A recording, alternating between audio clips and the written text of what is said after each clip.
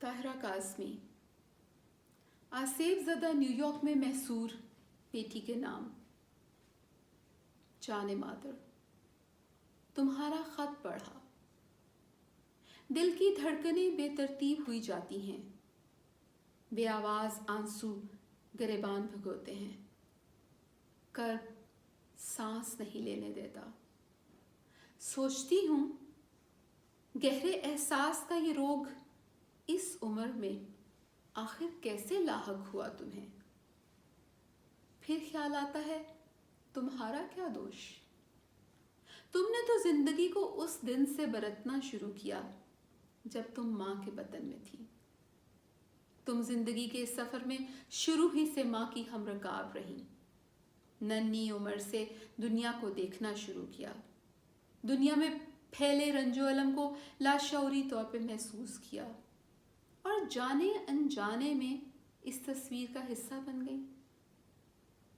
कैसे भूलूं वो दिन जब कभी कभी तुम्हारी आया छुट्टी कर लेती और मेरे पास इसके सिवा कोई रास्ता ना होता कि तुम्हें अपने साथ अस्पताल ले जाऊं। सिविल अस्पताल मरी की चढ़ाई पे 2-2.5 साल बच्ची की प्रैम धकेलते हुए मैं हाँप जाती।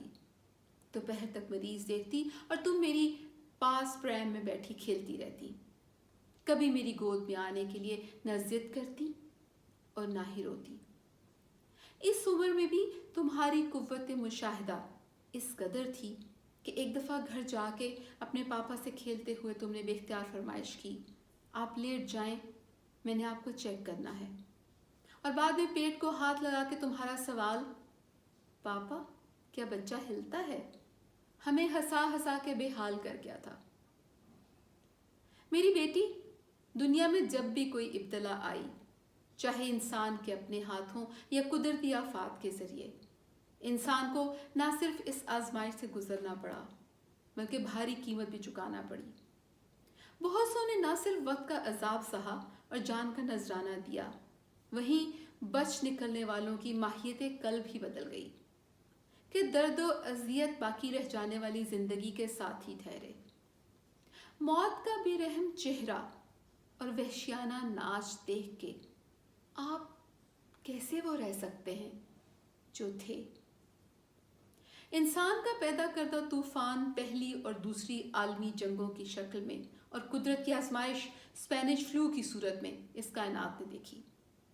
लाखों अफराद ने ब्लैकआउट्स की तारीकी में चारों तरफ बमों की बरसात सही, मोर्चों में छुप के मौत से पनाह मांगी, भूख और प्यास का जायका चखा, घरों से दूरी हुई, अपने प्यारों को जंग या बीमारी में एड़ियां रगड़ते और बिछड़ते देखा। जानती हो उनके साथ क्या हुआ? वो कभी भी आने वाले बरसों में पहले के वक्त में नहीं लौट सके। उनकी बकिया जिंदगी की रातें बेख्वाब ही रहीं। उनके कानों में मरने वालों की चीखें जिंदा रहीं। किसी की यादें उनसे बात करती ही रहीं, लेकिन वो फिर भी जिए, एक उम्मीद और ख्वाहिश के साथ कि कभी कोई और उन जैसा जंग और बीमारी की वहशत का शिकार नहीं होगा। उनकी कहानियां इबरत का बायस बनेंगी। आग और खून की होली खेलने के शौकीन सबक सीखेंगे। तुम्हें इल्म ही होगा कि औरत इस इम्तिहान से कैसे गुजरी। मसाइब, वहशत, दहशत, भूख, प्यास, खौफ, गम और दरबदरी तो थी ही। औरत को अपने औरत होने का खराज भी देना पड़ा। तूफानों और हथियारों से खेलने वालों और मौत को अर्जा करने वालों को अपनी वहशतों को ठंडा करके वक्ती सुकून चाहिए था। इस जद में 80 साला बुढ़िया भी आई और कम उम्र बच्ची भी। हर खित्ते और हर रंगो नस्ल की लाखों औरतों ने इब्तिला के सालम में अपनी ज़ात को कुचला हुआ देखा। हमारे खित्ते में भी क़यामत तकसीम की सूरत आई और औरत यहाँ भी बेमौत मारी गई। हमारे अहले दर्द ने औरत की बेचारगी के नोहे लिखे। मंटो वो दीवाना था जिसे ये दर्द रोग बन के चिमट गया। लहू की तलाश में उसने दस्ताने पहने हुए शहर को कभी کھول دو کہہ کے جنگ جوڑنا چاہا، اور کبھی ٹوبہ ٹیک سنگھ کا دل خراش حال کہا۔ وحشت کو ٹھنڈے گوشت کا نام دے کے انسانیت پہ کہے لگانے والا اصل میں ہماری بے حسی پہ روتا رہا۔ ہم بدقسمت ٹھہرے کہ اس کی نشتر زنی کو نہ سہار سکے، الٹا اسے ہی نشانہ بنا ڈالا اور وہ زندگی ہار گیا۔ میری جان، ہم وہ لوگ ہیں جو ان عالمگیر جنگوں کو تو نہ دیکھ سکے، لیکن حضرت انسان کی لگائی ہوئی دہشت گردی کی آگ سے بھی نہ بچ سکے۔ تم بچوں نے اسی خوف میں آنکھیں کھولی۔ یاد ہیں وہ دن جب پنڈی میں بیکن ہاؤس اسکول میں دھمکی کے بعد دیواریں اونچی کرنے کے بعد باڑ لگوائی گئی تھی اور گیٹ کے سامنے پشتے رکھ دیے گئے تھے؟ میں تم تینوں کو اسکول لرزتے دل کے ساتھ بھیجتی تھی اور سارا دن ہولتی تھی جب تک تم تینوں کے معصوم چہروں کی روشنی آنگن میں پھر سے روشنی نہ کر دیتی۔ میری بیٹی، غم کی ہر گھڑی ایک عجیب ساتھ بن کے گزرتی ہے۔ یہ روح پر ایک ایسا چرکا لگاتی ہے جس کا نشان کبھی مندمل ہی نہیں ہو پاتا۔ دل میں پڑی خراش بھر ہی نہیں پاتی۔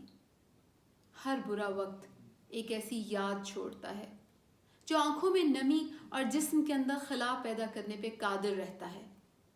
اہل دل اور اہل نظر کے لیے یہ خالی پن احساس کی ایک ایسی جوت جگاتا ہے جو ہر کسی کے نصیب میں نہیں ہوا کرتی۔ انسان کے اندر ایک تیسری آنکھ جاگ اٹھتی ہے جو ظلم ہوتا دیکھ کے مظلوم کی آہ زمانے کو سنواتی ہے۔ مجھے خوشی ہے کہ تمہارے اندر کی آنکھ اس کم عمری میں بیدار ہے۔ انسانی کرب پہ تم تڑپ اٹھتی ہو، رنج و الم تمہاری روح تک پہنچتا ہے۔ انسانی درد کے یہ موتی ہر کسی کے نصیب میں نہیں ہوا کرتے میری بیٹی، یہ تو اہل درد کا خاصہ ہے۔ میری بہادر بیٹی، تاریخ کو رقم ہوتے دیکھنا اور اس کا عینی شاہد ہونا تمہاری زندگی کا ایک اہم موڑ ہے۔ تم اسے اپنی آنکھوں سے دیکھتی ہو اور میں تمہاری آنکھوں سے، بالکل ویسے ہی جیسے تم نے کبھی زندگی کو میری نظر سے جانا تھا۔ میری زندگی جب تمہاری یاد آتی ہے تو میں تمہارے کمرے میں چلی جاتی ہوں، آنکھیں بند کر کے تمہاری کتابوں کو چھوتی ہوں، تمہارا چھوڑا ہوا لمس محسوس کرنے کے لیے، تمہارے کپڑے سونگھتی ہوں اور تمہاری خوشبو کے سہارے میں تم تک پہنچ جاتی ہوں تمہیں گلے لگانے کے لیے۔ لان میں تمہارے پسندیدہ جھولے میں بیٹھ کے اداس آسمان کو دیکھتی ہوں، سوچتی ہوں کہ آسمان کا کون سا ٹکڑا تمہاری کھڑکی سے تمہیں تکتا ہوگا۔ شاید اس ٹکڑے کی پلکوں پہ مجھے تمہارا کوئی عکس نظر آ جائے۔ دیواروں پہ چڑھی بوگن ویلا کی زرد پھولوں کی بیل، اور تیز دھوپ میں یوں محسوس ہوتا ہے جیسے چاروں طرف سرسوں پھولی ہو۔ بوڑھا برگد اداس تھکی ہوئی نظروں سے چاروں طرف پھیلے سناٹے کو تکتا رہتا ہے، جیسے تم لوگوں کی آوازوں کی تلاش میں ادھر ادھر دیکھ رہا ہو، جو یادوں کی لہروں کے ساتھ دبے پاؤں یوں ہی چلی آتی ہیں۔ ہم ڈاکٹرز تالہ بندی میں نہیں ہیں، سو ہسپتال کا شغل تو جاری ہے۔ ہسپتال میں سب نادیدہ دشمن سے خبردار رہنے کی کوشش کرتے ہیں۔